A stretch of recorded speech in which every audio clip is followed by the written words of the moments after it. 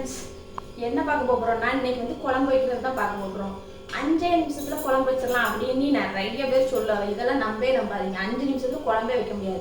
ஒரே ஒரு குழம்பு வைக்கலாம். மோரை வந்து எண்ணெய் ஊற்றி கடுகு போட்டு கருவேப்பிலை போட்டு தாளிச்சு வேணா திங்க. வேற எதுவுமே 5 நிமிஷத்துல ரெடி ஆகாது. ரசமா இருந்தா கூட ஒரு 10 நிமிஷம் 15 நிமிஷம் எடுக்கும். அதனால நான் வைக்க போற குழம்புலாம் 3/4 மணி நேரம் 1/2 மணி நேரம் ஆகும்ப்பா. அதனால என் குழம்பு பாருங்க. சிலவங்க 5 நிமிஷத்துல வைக்கலாம்னு சொன்னோன்னே நான் அப்படிதான் ஒரு வீடியோவை பார்த்தேன். 5 நிமிஷத்துல வைக்கலாம். என்ன குழம்பு? வத்த குழம்பு. கடைசியில் வதக்குறாங்க. குழம்பு எப்போ முடியும்னு பார்க்க வீடியோ முடியே 1/2 மணி நேரம் ஆச்சு. அப்போ கட் பண்ணி போட்டே அவ்வளோ நேரம் ஆகுதுண்ணா. குழம்பு வைக்க நேரம் ஆகதான் செய்யும். பாருங்க, நான் வைக்கிறத பார்த்து குழம்பு நல்லா இருக்கான்னு பார்த்து சொல்லுங்க. கண்டிப்பா இந்த வீடியோ பிடிச்சிருந்தா லைக் பண்ணுங்க, ஷேர் பண்ணுங்க, கமெண்ட் பண்ணுங்க. வீடியோக்குள்ள போல வாங்க. இப்போ நம்ம வந்து என்ன பார்க்க போறோம்னா, இன்னைக்கு என்ன குழம்பு வைக்க போறோங்கிறது தான் நம்ம பார்க்க போறோம். என்ன குழம்பு வைக்க போறோம்னா புளி குழம்பு தான் வைக்க போறோம். பார்த்துருங்க, நான் லைவ் போடச்சில டெய்லி என் ஃப்ரெண்ட்ஸ் எல்லாருமே கேட்டுட்டு இருக்கிறது, அக்கா நீங்கள் எப்படி புளிக்குழம்பு வைக்கிறீங்க போடுங்க எங்களுக்கு வீடியோவில். வாரத்தில் ஒரு நாள் எப்போ கேட்டாலும் புளிக்குழம்புன்னு சொல்கிறீங்களே, அந்த புளிக்குழம்பு நீங்கள் எப்படி தான் வைக்கிறீங்க உங்கள் ஊர் ஸ்டைலில் அப்படின்னு சொல்லி என்கிட்ட எல்லாரும் கேட்டுகிட்டே இருக்க வந்துருங்க. அதனால தான் இன்றைக்கி புளிக்குழம்பு வைக்க போகிறோம். புளிக்குழம்புக்கு என்னெல்லாம் தேவைன்ட்டு பார்ப்போம். இப்போ வந்து புளிக்குழம்புக்கு தேவையானது வந்து வெங்காயம். ஒரு வெங்காயத்தை எடுத்து நீட்டமாக கட் பண்ணி அதை குறுக்க ஒரு கட் பண்ணி வச்சுருக்கேன். பார்த்துருங்க, பொடிசாலாம் கட் பண்ணல, இப்படி தான் கட் பண்ணி வச்சுருக்கேன். அப்புறம் கொஞ்சம் பூண்டு, ஒரு முழு பூண்டு இருக்கும்ல, அதில் பாதி பூண்டு போதும். ஏன்னா ஒரு 3 பேர் குழம்பு வைக்கிற மாதிரி தான். நான் வந்து எனக்கு எங்கள் வீட்டுக்கார் பாப்பா 3 பேர் கொஞ்சமாக தான் சாப்பிடுவாங்க. அதனால 3 பேருக்கு வைக்கிற மாதிரி தான் காமிக்கிறேன் உங்களுக்கு. அப்புறம் 2 தக்காளி, அதுக்கப்புறம் மஞ்சத்தூள், சீரகம், அப்புறம் குழம்பு மசாலா தூள், மிக்ஸாக அரைச்சிட்டு குமத்திலாம் வத்தத்தூள் மல்லித்தூள் எல்லாம் மிக்ஸாக அரைச்சிட்டு போல. அப்படி நான் வந்து ஆச்சிக்கு குழம்பு மசாலா தூள் தான் வாங்கி வச்சுருக்கேன். அதனால் நீங்களும் ஆச்சிக்குள்ளது வாங்கிடுங்க, இல்லைன்னா நீங்கள் வீட்டில் அரைக்கிறத வச்சுக்கோங்க. கடுகு, வெந்தயம். ஏன்னா புதுசாக எதுவும் காமிக்க போகிறாங்கன்னு நினைக்காதீங்க. உண்மையிலே அப்படிலாம் கிடையாது. எனக்குலாம் அப்படிலாம் எனக்கு செய்ய தெரியாதுங்க. எல்லாரும் எப்படி பண்ணுவோங்களோ அப்படி தான் பண்ணுவேன். பார்த்துருங்க, அதுக்கப்புறமா கத்திரிக்காய் வெட்டி வச்சுருக்கேன். பார்த்துருங்க, நீல வாக்கில்.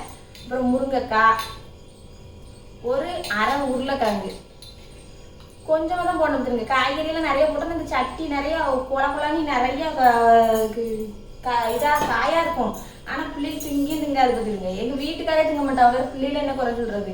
அப்புறம் புளி கொஞ்சம் ஊற போட்டுருக்கேன். நான் எனக்கு எவ்வளோ அளவு போடணுங்கிறதுலாம் தெரியாது, பார்த்து தான் போடுவேன். ருசி பார்த்து தான் அப்புறம் ஊற்றுவேன். அதனால் புளி, அப்புறம் எண்ணெய், இவ்வளோ தான் தேவையான பொருள். இப்போ செய்முறை பார்த்துருவோம் வாங்க. இப்போ அடுப்பு பற்ற வச்சு அதில் எண்ணெய் ஊற்றுவோம். எண்ணெய் கொஞ்சம் நிறைய ஊற்றி தான் பண்ணணும். இப்போ நான் அது மட்டும் இல்லாமல் என்ன பண்ண போகிறேன்னா, அப்பளமும் இதில் தான் பொரிக்க போகிறேன். பார்த்துருங்க, ஒரு 4 அப்பளமும் இதிலே பொரிச்சு எடுத்துருவோம். புளிக்குழம்புக்கு அப்பளம் அப்புறம் அவிச்ச முட்டை ரெண்டும் நல்லா இருக்கும். பார்த்துருங்க, முட்டை ஒரு சைடு அங்கேயே போட்டாச்சு. இப்போ ஒரு 5-6 அப்பளம் பொரிச்சுக்கிடுவோம். இந்த எண்ணெயே வந்து அதில் ஒரு 4-5 அப்பளம் பொரிக்க வேண்டியிருந்துச்சுல, இதிலே பொரிக்கணும். இதுக்கு என்ன ஒரு சட்டியை வச்சு யூஸ் பண்ணிக்கிட்டு அதில் எண்ணெயை ஊற்றிக்கிட்டு அதெல்லாம் தேவையில்லாத வேலைன்னு நான் நினைப்பேன். பார்த்துருங்க, சும்மா போட்டு எதுக்கு வேஸ்ட்டாக ஒவ்வொரு சட்டியும் கறியாக்கிக்கிட்டு அதை போட்டு விளக்கிக்கிட்டு என்ன வேலைப்பாடாக இருக்கும். நாங்களும் இப்படி தான் ஈஸியாக தான் வேலை செய்வோம். பார்த்துருங்க, இப்படி பொரித்து எடுத்துட வேண்டியதான். இதுக்குள்ளேயே போட்டு அப்பளம் பொரிச்ச எண்ணெயிலேயே கொஞ்சம் வெந்தயம் போடணும். பார்த்துருங்க, வெந்தயம் கடகடன்னு வெடிக்கணும். இப்போ கடுகு போட்டுருவோம். கடுகு போட்டோடனே சீரகம் போட்டுருணும். சீரகம் போட்டோடனே வெள்ளைப்பூடு போட்டுருவோம். வெள்ளைப்பூடு போட்டுட்டு உடனே வெங்காயம் போடணும்.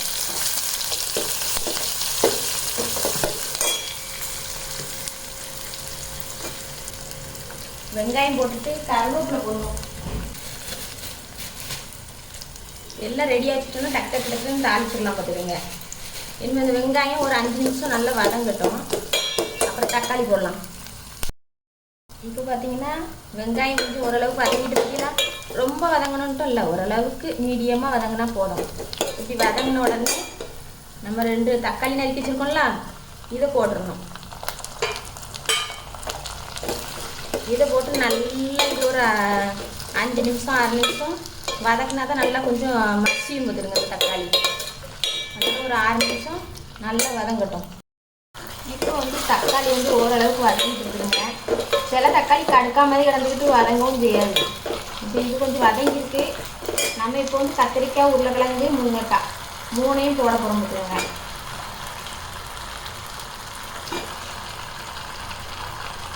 பரட்டிட்டு இதே பற்றியில் நிறைய காயான மாதிரி ஆயிடுச்சு. கத்திரிக்காய் கொஞ்சம் குறைச்சி தான் போடணும். ஆனால் எனக்கு வந்து 2 கத்திரிக்காய் தான் இருந்துச்சு. 2மே கொஞ்சம் கருக்கிற மாதிரி ஆகிட்டு தூர போடவும் மனசு இல்லை. அதனால தான் இது போட்டுட்டுருங்க. மற்றபடி கத்திரிக்காய் 3 பேருக்கு ஒரு கத்திரிக்காய் பெரிய கத்திரிக்காய் போடும். முருங்கைக்காய் ஒன்று போடலாம். ஏன்னா முருங்கைக்காய் எவ்வளோ போட்டாலும் அந்த காமனை வாடை அடிக்காது. கத்திரிக்காய்லாம் நிறைய போட்டால் ஒரு மாதிரி காமனை வாடை அடிச்சுருக்குங்க. உருளைக்கிழங்கு அரை உருளைக்கிழங்கு போடும். நான் இப்படி தான் குழம்பு வச்சுருக்குறேங்க. இப்போ ஒரு கிண்டு கிண்டிட்டோமா, இனிமேல் வந்து மஞ்சள் தூள் சின்ன ஸ்பூனுக்கு தான் 1 ஸ்பூன் போட வைக்கிறேங்க. சின்ன ஸ்பூனுக்கு 1 ஸ்பூனுக்கு மஞ்சள் தூள். அப்புறம் அதே மாதிரி ஒரு சின்ன ஸ்பூனுக்கு ஒரு 4 ஸ்பூன் குழம்பு மசாலா தூள்.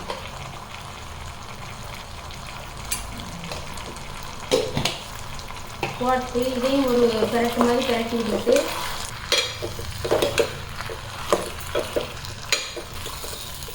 ரொம்ப வதங்கணும்லாம் இல்லை பார்த்துருங்க. லேசரி பெரட்டிட்டோம்ல, பெரட்டின பிறகு நம்ம புளி தண்ணியும் கொஞ்சம் தண்ணியும் விட்டு வேக விட்டுடலாம். புளி தண்ணியெலாம் பார்த்து தான் ஊற்றி விட்டுருங்க. எனக்கு ரொம்ப புளி பார்க்க தெரியாது.